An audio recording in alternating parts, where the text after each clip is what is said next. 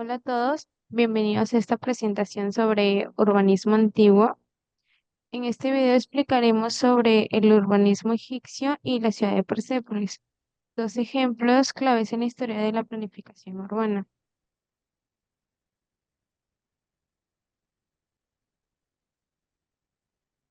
Estos son nuestros puntos a tratar.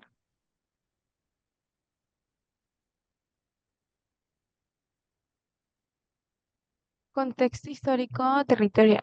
La civilización egipcia se desarrolló en la ciudad del Antiguo Egipto, pues que floreció a lo largo del río Nilo en el noreste de África. Esta civilización egipcia comenzó alrededor del año 3100 a.C. El río Nilo pues permitió el desarrollo de un sistema de cultivo que abastecía a toda una población y que se basaba en dos crecientes anuales, en lo cual proporcionaba el uso de sus tierras fértiles. Tenemos una línea de tiempo, la cual empieza por el año 3100 a.C., donde Egipto pues se unifica bajo el reinado de Narmer, Menes. Menes también es conocido como Nermer, fundador de la primera dinastía. De hecho, es el primer faraón, sobre todo Egipto, del que se tiene constancia. Este periodo arcaico lo conforma la primera y la segunda dinastía. Después tenemos el año 2650 a.C., donde se construye la primera pirámide escalonada, la cual se le llama Soser. Está situada en Saqqara. Es la primera pirámide pues que surge como una superposición de mastabas. En el año 2250 a.C. Se introducen dioses de todos los ámbitos, dioses como Ra, Osiris, Anubis y Geb. Los Hyksos, en el año 1670 a.C., los Hyksos invaden e introducen la cuadriaga. Los Hicsos, pues, es un pueblo en el que se cree que tenían origen canaá, actualmente Palestina e Israel. La cuadriga se compone de un caballo, un carro de combate y un arco. En el año 1648 a.C., se inventan los nilómetros para medir las crecidas del río Nilo. Los nilómetros eran pues instrumentos usados en el antiguo Egipto para medir las crecidas del río Nilo. Consistían en escalones o columnas marcadas que permitían registrar el nivel del agua, ¿no? Esto ayudaba a predecir la cantidad de tierra fértil disponible para su agricultura y a calcular los impuestos. Eran vitales para la economía y la supervivencia de la sociedad egipcia. Luego tenemos en el año 1539 a 1070 a.C. el periodo del Reino Nuevo, donde se da la edad dorada del Valle de los Reyes y las Reinas. En el año 1648 a.C., los dioses Ra y Amon se unen y forman Amon-Ra, reyes de los dioses. Eh, Amon y Ra son dos dioses del principal egipcio. Se fusionaron en la figura de Amon-Ra para combinar sus poderes. Amon era el dios de Tebas y Ra era el dios del sol. Juntos formaron Amon-Ra considerando el rey de los dioses y el símbolo del poder supremo en la religión egipcia. En el año 332 a.C., Alejandro Magno invade Egipto y pues funda Alejandría. Alejandro Magno es también conocido como Alejandro III de Macedonia, pues fue un famoso rey macedonio que invadió Egipto y fue recibido como un libertador. Fundó la ciudad de Alejandría, pues que se convirtió en un importante centro cultural y comercial del mundo antiguo, consolidando su influencia en la región. En el año 30 a.C., la reina Cleopatra muere y los romanos conquistan Egipto. Cleopatra fue la última faraona de Egipto. perteneciente a la dinastía tolemaica de origen griego.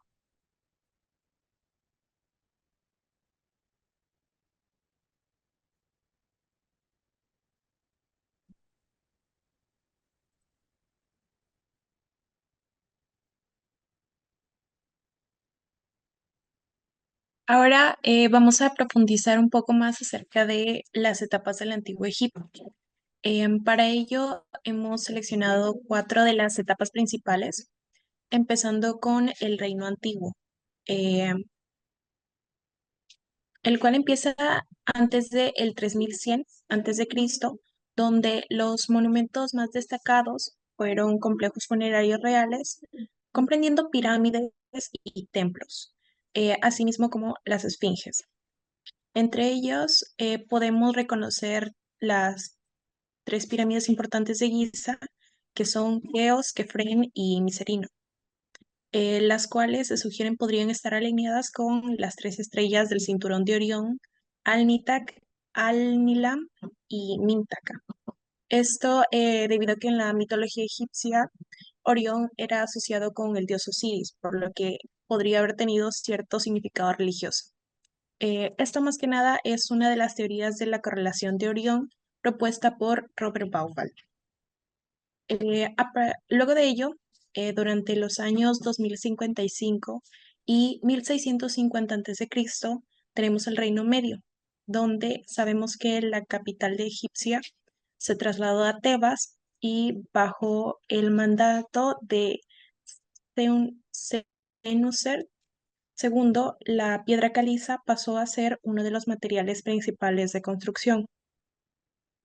Asimismo, se sabe que Senusret I parece haber sido el primer faraón que reconstruyó y amplió los templos en un programa que abarcaba todo Egipto.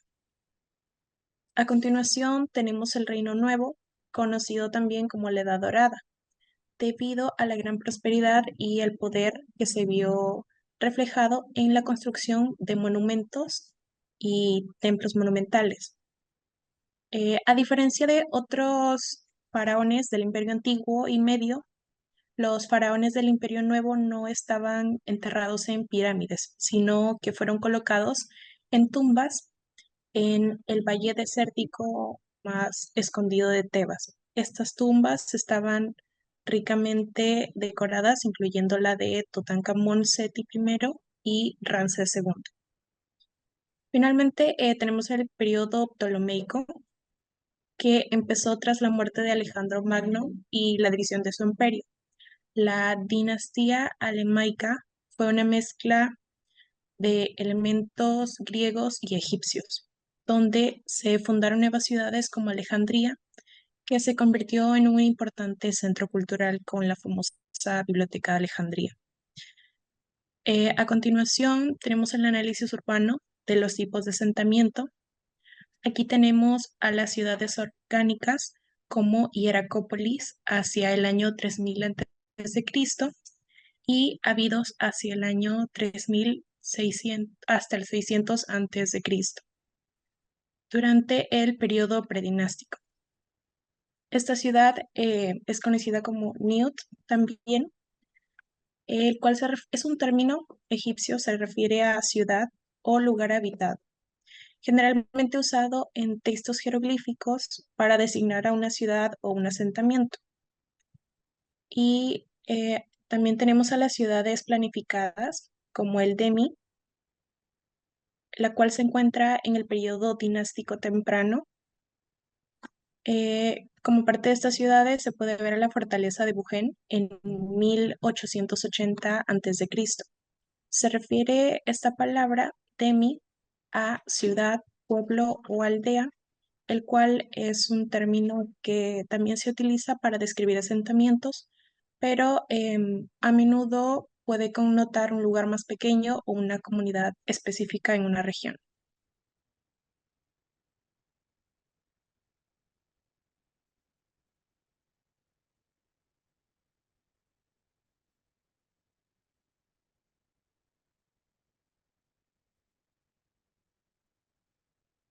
A continuación tenemos la trama urbana.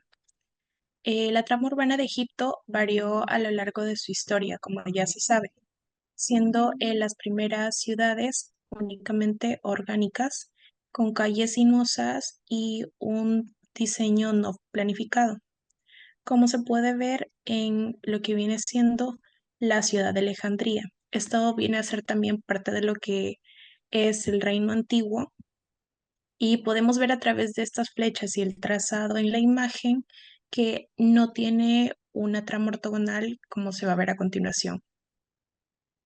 Aquí se puede ver una planificación urbana ortogonal conocida como la Hun. Durante el Reino Medio y el Nuevo Reino fue que se empezó a utilizar este tipo de disposición ortogonal. Como tenemos aquí también el río Nilo como eje principal en el patrón urbano. Se puede ver como ejemplo la ciudad de Deir el Medina. Respecto a ello también tenemos las murallas como parte fundamental de lo que viene a ser toda la cultura egipcia. Es un elemento muy importante y repetitivo que son las murallas fortificadas, montículo de ladrillos, murallas sin función defensiva. Son parte de las murallas que se pueden ver en la historia egipcia.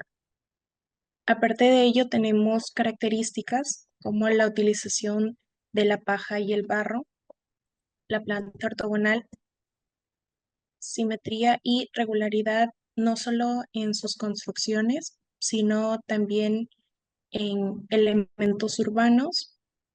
Y por último, tenemos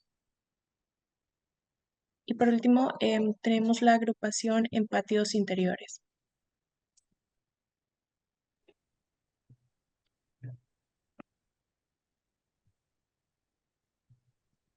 Bueno, en este caso tenemos a las características generales. Como es parte de Egipto, existía una distribución jerárquica no solo socialmente, sino que también se podía observar en cuanto a sus edificaciones. En este caso, las principales eran las pirámides y tumbas, que eran unas edificaciones monumentales y religiosas. Estas reflejan la jerarquía, cumpliendo una finalidad de culto y adoración para el faraón. También simbolizan lo que es el poder y la conexión divina mediante los gobernantes con los dioses. Luego, después de las pirámides y tumbas, vienen lo que son los palacios y templos, que van a ser destinados también al faraón. Luego vienen los santuarios y las residencias nobiliarias, que son para los sacerdotes. Luego sigue, para el tema de los soldados, vienen lo que son las fortalezas y las murallas. Y finalmente, para los esclavos viene a ser las viviendas civiles.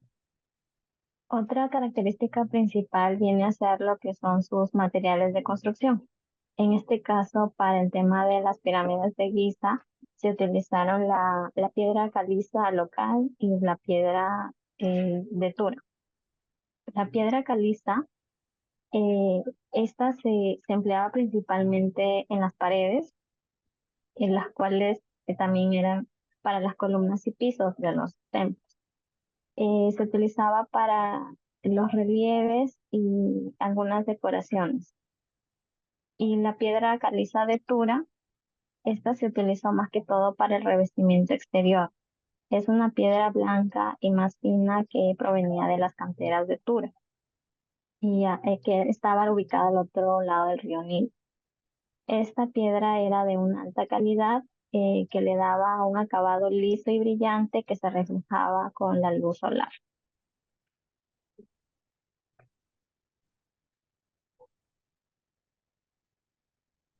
En este caso, al ver el tema de los templos, su materialidad era lo que son el granito y también la piedra arenisca y la piedra de abasalto. En este caso, en el templo de Philae, se utilizó lo que era la arenisca, que se usaba para lo que son las columnas y las estructuras monumentales. En este caso se extraía de Nubia y, y es más resistente a la piedra caliza. Se utilizaba en los templos que requerían mayor durabilidad. En el caso del granito, era extraído principalmente de las canteras de Usán. Era un material extremadamente duro, utilizado en las partes más importantes y simbólicas de los templos. Este granito se utilizaba también para los obeliscos, algunas estatuas y puertas. Y bueno, para la piedra de basalto, este material era volcánico de color oscuro que se utilizaba para pavimentar los suelos y especialmente en las áreas más sagradas del templo.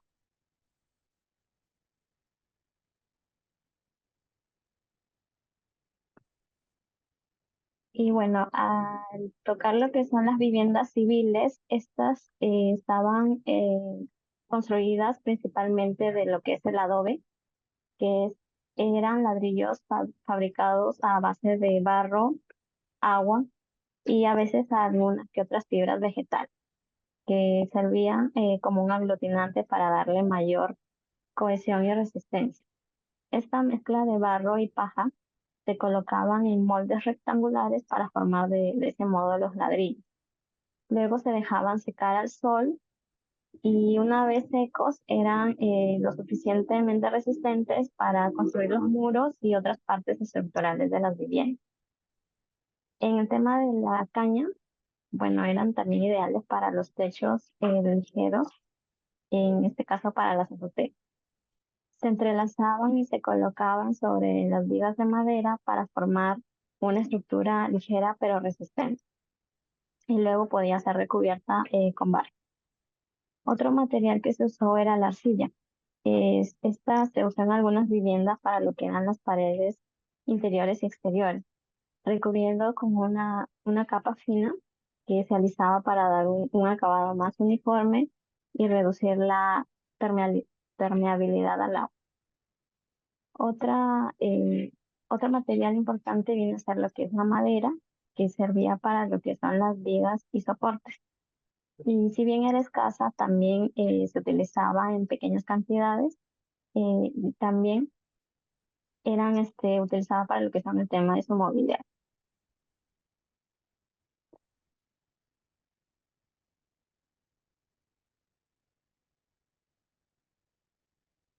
Bueno, en cuanto a su sistema de construcción, en este caso, para el tema del corte, estos bloques de la piedra caliza, en este caso, y granito eran extraídos de las canteras más cercanas. Se utilizaban a través de herramientas de cobre, como cinceles, algunas sierras y otras herramientas de mazo de piedra dura. En cuanto el corte se realizaba en bloques de diferentes tamaños dependiendo de su uso en la pirámide.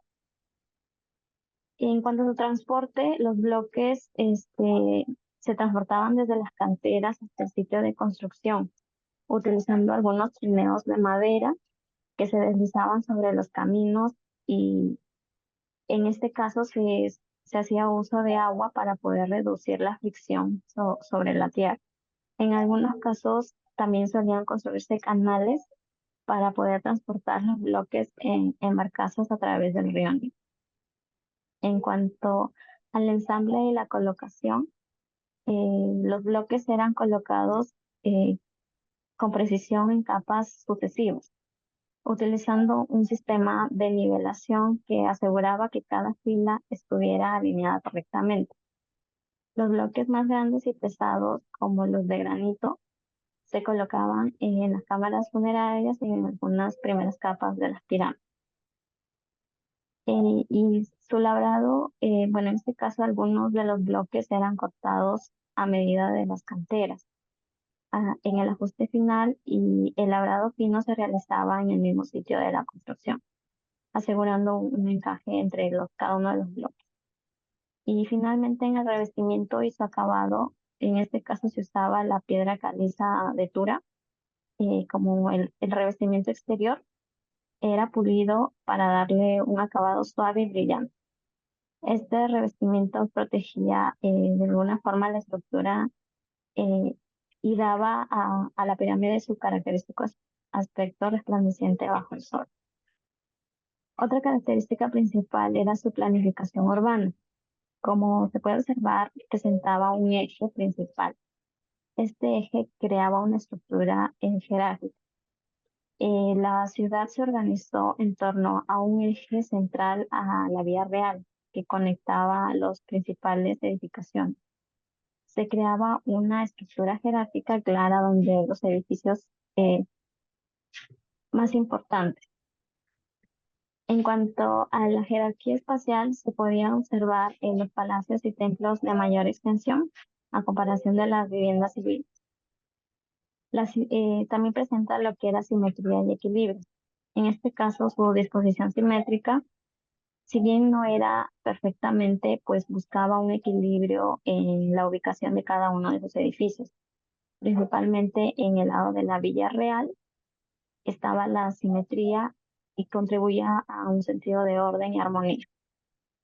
Su trama urbana lineal, en este caso, creaba espacios de transición que se emplearon así espacios abiertos y patios que funcionaban como transiciones entre las diferentes zonas, facilitando la circulación y acceso, pero también marcaba los límites entre lo sagrado y el tema civil. Y en cuanto también a su zonificación funcional, pues la ciudad estaba organizada de manera longitudinal con las áreas más importantes. El tema del área religiosa, administrativa, civil y productiva.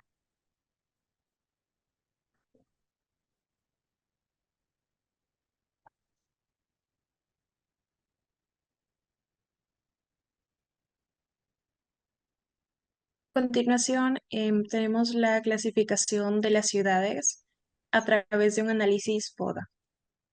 Como primera parte tenemos las ciudades reales, que vendría a ser en este caso Memphis, la cual ha sido elegida, eh, y las edificaciones principales de estas ciudades reales vendrían a ser el Palacio Real, el Templo de Ptah y Saqqara. Como fortalezas de la ciudad de Memphis, podemos ver que está ubicada en un punto estratégico, facilitando la administración del país, debido a que durante cierto tiempo Memphis funcionó como zona operativa para la administración. Durante gran parte del periodo del Reino Antiguo funcionó como ciudad capital. Como oportunidades, tenemos que su ubicación cerca del delta del Nilo facilitaba el comercio, debido a su cercanía con el Mediterráneo. Asimismo, esta se prestaba para promover la expansión del territorio. Como debilidades, tenemos que el estar ubicado en el Bajo Egipto la hacía vulnerable a invasiones desde el Mediterráneo y Asia, y parte de sus amenazas venían por ello debido a un riesgo de inundación debido a su cercanía con el Nilo. Debido a los cambios de poder se generaba también cierta inestabilidad ante su dependencia del poder central. Como ciudades militares tenemos el templo de Num, la fortaleza de Nubia, la fortaleza amurallada, y en este caso se ha escogido la ciudad de Bujen. Como fortaleza tiene sus imponentes murallas defensivas que protegían la frontera sur de Egipto. También que su ubicación facilitaba el control del comercio entre Egipto y Nubia. Parte de sus oportunidades se deben a que sirvió como base para campañas militares en Nubia y como punto de partida para la expansión territorial. Como debilidades es que el entorno alejado del Nilo dificultaba la agricultura, dependiendo de otras zonas para satisfacer las necesidades de sus ciudadanos. Y amenazas debido al riesgo de ataques o rebeliones de pueblos nubios, a pesar de la fortificación externa y de su conocimiento militar. Tenemos también las ciudades comerciales, como los templos griegos de Apolo, Hera y Atenea, Además de ello, el santuario de Helenión y el centro comercial de Ágora, aunque en este caso se ha escogido a Náucratis, la cual fue la primera y principal colonia griega en Egipto como parte de sus fortalezas, debido a que permitió el comercio e integración cultural entre ambas culturas. Como oportunidades tenemos el desarrollo comercial y cultural debido a su cercanía con el Mediterráneo, ya que estaba cerca a ambos puntos. Asimismo, el desarrollo entre ambas culturas al propiciar la integración. Como parte de sus debilidades, es que el éxito de su negocio dependía en gran medida del comercio con Grecia y otras colonias griegas. Y a partir de ello también se desarrollaban sus amenazas, lo cual es que las tensiones entre Egipto y las potencias griegas podrían amenazar su prosperidad y los cambios en las rutas comerciales podrían reducir su importancia. A continuación, y finalmente, las ciudades griegas como el templo de Karnak y el templo de Luxor. En este caso se ha escogido a Tebas y como parte de sus fortalezas podemos ver que era la capital religiosa de Egipto, hogar de los templos dedicados al dios Amón. Y durante el Nuevo Reino, Tebas fue la capital política y cultural de Egipto. Como parte de sus oportunidades, se podía observar su importancia religiosa, la cual atraía peregrinos, favoreciendo su desarrollo económico, y que también la religión y la cultura en Tebas podían fomentar el desarrollo cultural. Como parte de sus debilidades, se puede ver que la ubicación en el Alto Egipto es menos asequible que las ciudades del Delta, lo cual podría delimitar su influencia en todo el país. Finalmente, como amenazas, podemos ver que la pérdida de su estatus político tras el nuevo reino afectó a su relevancia y a sus recursos. Asimismo, las guerras civiles que podrían dejar a Tebas en medio del conflicto.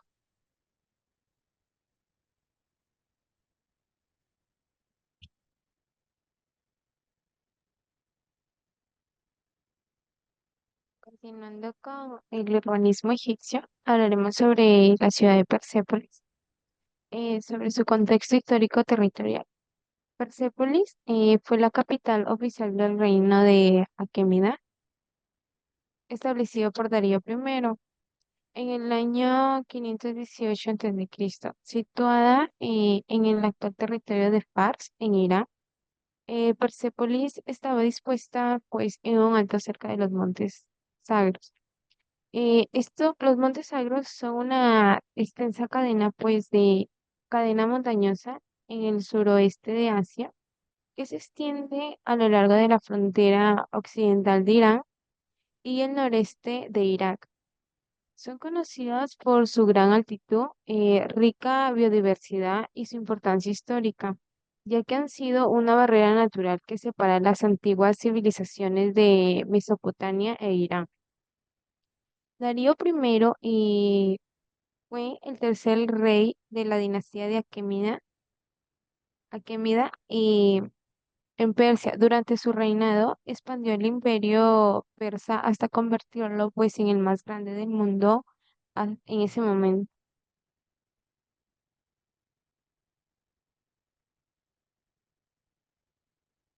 La ciudad de Persépolis fue arrasada en cierta medida por Alejandro el Incomparable en el año 3300 a.C., pero sigue siendo actualmente uno de los principales enclaves arqueológicos del antiguo Irán. Eh, Hablando sobre un poco de la destrucción de Persépolis, pues se dice que fue durante la campaña de Alejandro Magno, como ya lo mencioné, contra el Imperio Persa. En el año 330 a.C., según los relatos históricos, la destrucción de Persépolis ocurrió durante una celebración en la que Alejandro permitió u ordenó el incendio de la ciudad, pues este incendio destruyó gran parte de los palacios y templos de Persépolis, junto con sus valiosos archivos y tesoros. La destrucción de Persépolis marca simbólicamente el final del Imperio Persa y la consolidación del poder de Alejandro en la región. Sin embargo, esta ciudad nunca fue reconstruida a su antiguo esplendor y actualmente permanece como un testimonio de la caída de uno de los mayores imperios de la antigüedad. Alejandro Magno fue conocido también como Alejandro III de Macedonia, lo cual fue uno de los más grandes conquistadores y estrategas militares de la historia, hijo del rey Felipe II de Macedonia y también era un alumno filósofo de Aristóteles, ya que pues su padre entendía que Alejandro no solo debía ser hábil líder militar, sino también pues que sea un hombre con conocimiento amplio.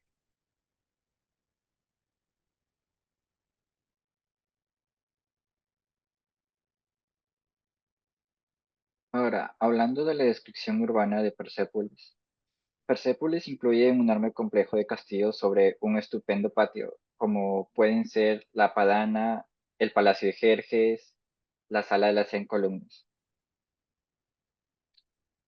También contiene estructuras epóstilas que tenían capacidades explícitas de convención, costumbre y significado de autoridad, como la Sala de las 100 columnas, también llamado la Sala del Trono. Tiene forma de cuadrado de 70 metros de lado, el más grande de los palacios de Persépolis. Cuando se excavó parcialmente, estaba cubierto por una capa de tierra y de cenizas de cedro de más de 3 metros de espesor, muy perjudicado por el incendio. Solo ha dejado las bases de las columnas y las montantes de las puertas. Sus ejes tienen una composición ortogonal, observado fácilmente en sus trazos y en sus edificios perpendiculares entre sí. La zona residencial, con las habitaciones de los miembros de la familia real, está apartada de la zona de recepciones públicas y suele tener un patio con jardines. Como pueden ver en la imagen del lado derecho, la, los palacios de Jerjes también tienen columnas hipóstilas, como la sala de 100 columnas y la Padana. Hablando un poco de Jerjes, también conocido como Jerjes el Grande, fue el cuarto gran rey y rey de reyes del imperio de Akemí, hijo de Darío I y de Atosa, hija de Ciro II el Grande. Su nombre Jerjes es una transliteración de la forma griega de su nombre persa. Y también tenemos el Palacio de Arjerjes. Arjerjes fue el sexto monarca del imperio persa Akemí, que reinó de 450 a 424 años antes de Cristo. Era hijo de Jerjes I y su esposa principal Amestris, y nieto de Darío de Darío I. También tenemos un espacio que es Trilón. Obtiene su nombre de sus tres entradas. El tripilón o vestíbulo de audiencia de Jerjes o palacio central o sala del consejo es un palacete situado en el centro de Persépolis. Se accede por el norte de una escalera esculpida cuyos relieves muestran principalmente a guardias medos y persas.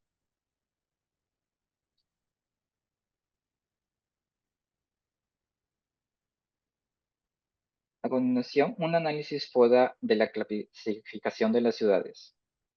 En ciudades reales tenemos a Persépolis, y sus principales edificaciones de Persépolis eran Apadana, el Tesoro, la Sala de 100 columnas. En ellas tenemos las fortalezas. Sus elementos reflejaban poder religioso y riqueza en los detalles grabados. Tiene un eje simétrico, una arquitectura monumental y ciudades muy bien planificadas. En oportunidades tenemos un desarrollo turístico y cultural, una inspiración para la arquitectura moderna y variedad de materiales que permiten su mantenimiento. En debilidades, era vulnerable a las invasiones. Esto pues fue abandonada por términos de defensa y sostenibilidad económica, y su ubicación también estaba aislada. En amenazas, fue la falta de fortificaciones, dependencia de recursos locales y poca adaptabilidad a necesidades cambiantes. Ahora, las ciudades militares, como en este caso Susa, sus principales edificaciones fueron el Palacio de Darío, la Padena de Susa, el Complejo Real de Susa. Su fortaleza fue su ubicación estratégica que permitía el control. Ciudades fortificadas, incluyendo palacios, templos y edificaciones administrativas. Como oportunidades era permitir estudiar el diseño urbano y sus fortificaciones de la ciudad militar. También una potencial cultura para las investigaciones. Debilidades. Vulnerable a las invasiones a pesar de ser una base fortificada. Desgaste urbano que requerían constantes mantenimientos. Y amenazas eran las invasiones de Alejandro Magno afectaron su desarrollo y las condiciones climáticas afectaron su evolución. Y en las ciudades comerciales como Sardes, el templo de Artemisa, la Acrópolis de Sardes y la Necrópolis Real eran sus edificaciones principales. Y sus fortalezas de Sardes era su ubicación permitía conectar las principales líneas comerciales del este y oeste. Infraestructura sólida por sus defensas y murallas robustas, almacenes y mercados. En oportunidades fue su desarrollo comercial y cultural. Permitía intercambio económico y un potencial arqueológico arquitectónico. En debilidades, su ubicación estratégica fue una debilidad para la invasión por Ciro el Grande. Era una ciudad que dependía principalmente del comercio y si existía alguna interrupción de las rutas comerciales resultaban afectados. Y su amenaza, su importancia comercial resultaba un factor en contra. Enfrentaba competencias con otras ciudades por los recursos económicos, desgastando el terreno. Y por último, las ciudades religiosas, que vendría a ser Pasargada, y sus edificaciones principales serían la tumba de Ciro, el palacio de Pasargada y el jardín real. Como fortalezas tenemos que la planificación política y religiosa, que fue por su conexión a sus dioses. Se desarrolló una arquitectura paisajista combinando estética y función. En oportunidades, potencial arqueológico, integración con el paisaje natural y se adaptó a la topografía para crear defensas naturales. En debilidades, su crecimiento urbano no fue significativo, debido a que no era muy extenso y se dedicaba a las funciones religiosas.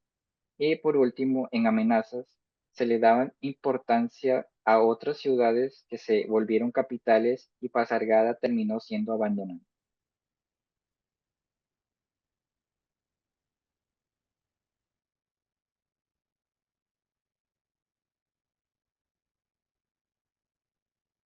Ya, continuando con la exposición, tenemos la clasificación de las ciudades, bueno, más importantes de Persépolis, ¿no? Del Imperio Persa. Entre ellas tenemos las ciudades reales, que es la Persépolis, ciudad diseñada para mostrar el poder y magnificencia del Imperio Persa, en el cual podemos ubicar la gran apagana de audiencia de Darío y las ubicaciones de cómo estaba distribuida la ciudad, al igual que las ciudades militares, que en este caso es Susa, debido a su ubicación que era una base fortificada.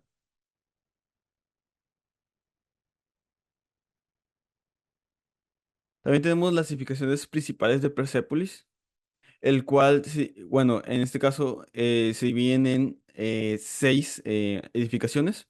La primera siendo la puerta de todas las naciones, en el cual fue la entrada principal a Persépolis. Esta fue construida para demostrar el poderío del Imperio Persa y el poderío de la ciudad real, teniendo en su parte exterior dos estatuas del animal más representativo del Imperio Persa, que son los toros, y en la parte posterior está estatuas antropomorfas.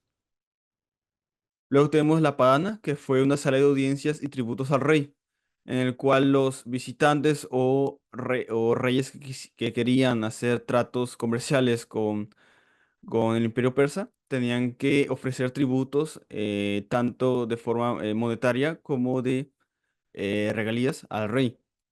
Luego tenemos el Palacio de Jerjes, que fue el centro de celebraciones y rituales religiosos.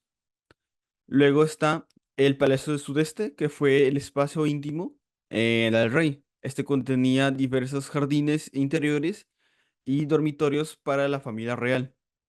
Luego tenemos lo que es el Tesoro Real, que este funcionó como la armería o almacén real del rey, ya que ya tanto armas para la defensa de Persépolis se encontraban en este lugar y tesoros importantes. Y por último tenemos el Palacio de las 100 Columnas, que fue una sala real y una extensión del tesoro. Este espacio real también funcionaba como una sala de audiencias y también para poder colocar diversos tesoros reales. Bueno, por último tenemos las preguntas en base al urbanismo egipcio. ¿Qué aportes rescatamos del urbanismo egipcio? Bueno, para tomar referencia, primero tenemos que hemos encontrado un plano de la ciudad obrera de la pirámide de Sartrosis segundo, que fue un faraón que se encontró que él construía ciudades obreras para las diferentes pirámides de la ciudad egipcia. ¿Qué aportes rescatamos? Que esta tuvo una planificación urbana centralizada debido a que las ciudades giran en torno a funciones específicas, tanto como la administración, defensa, comercio y religión. Estas giraban en torno a un elemento céntrico y se separaban en zonificaciones. También tenemos que tiene una relación con el entorno, ya que las ciudades egipcias se diseñaron en armonía con su entorno, utilizando características naturales del río Nilo que éste les brindaba, tanto como de transporte, defensa y sustento económico. Esa integración tenía en cuenta el entorno natural, eh, y esto es fundamental para la construcción de ciudades sostenibles en la actualidad. Luego tenemos que cómo esto, cómo esto es aplicado en las ciudades. Eh, como, como referencia tenemos el barrio obrero número 3 ubicado en el Callao, que fue construido en 1950. Este barrio obrero, podemos observar cómo se utiliza lo que usaban los egipcios, todos sus conceptos para la urbanización. Entonces encontramos que tiene una zonificación funcional, como he mencionado anteriormente, la planificación urbana sectorizada en diferentes funciones. El desarrollo sostenible, que es la relación entre los edificios y el entorno de las ciudades egipcias inspiradas en el diseño urbano moderno, donde se busca minimizar el impacto ambiental utilizando los recursos naturales del entorno. Y la preservación cultural, que es la dedicación en construir monumentos religiosos y culturales en lugares específicos para mantener una nación unida. También esto resuena en la preservación de sitios históricos como en las ciudades contemporáneas y subrayando la importancia de mantener un patrimonio cultural.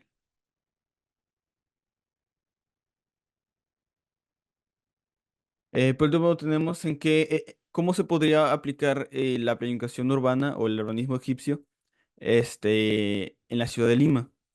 Esto es un poco difícil de aplicar debido a que el modelo urbano exacto de los egipcios no se adapta en cierta manera a la ex- al terreno tan accidentado que tiene Lima, debido a la diferentes terrenos que tiene la ciudad de Lima. Eh, También el modelo urbano exacto debido a las diferencias ambientales y culturales, aunque sí se vería viable utilizar elementos en patrones urbanos. Aquí tenemos la comparativa entre el plano egipcio y con una zona urbana en el distrito de Ate, que se encuentra en Lima.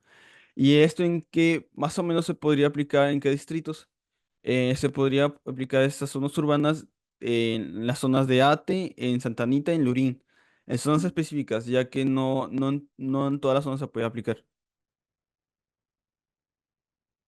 Como conclusiones tenemos que en la urbanismo egipcio, la integración natural con el contexto urbano, tenemos que también tuvo tramas ortogonales, resaltando la simetría y la armonía visual.